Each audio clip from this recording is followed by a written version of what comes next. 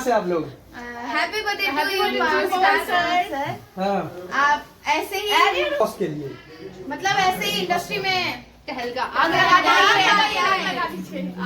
रहिए। नहीं टिकेगा, हाँ, क्या कोई क्या? इनके सामने नहीं टिकेगा। बस तो गुरु फिलहाल कहाँ पे हैं हम लोग? नवाबों के शहर लखनऊ लखनऊ में। में। और आज किसका बर्थडे है? पावर स्टार का। और फिलहाल हम लोग कहाँ पे हैं?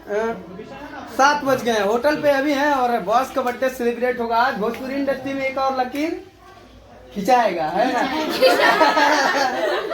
तो क्या कुछ बधाई दीजिएगा यहाँ से आप लोग?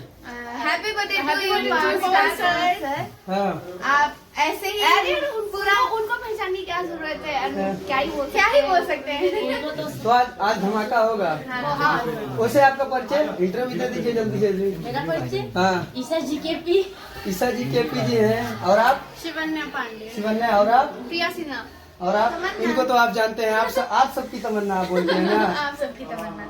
तो राम जैसन भैया के नहीं, राम जैसन पावर स्टार के हमें जन्मदिन है ना। Yes. Happy birthday boss. Happy birthday to you.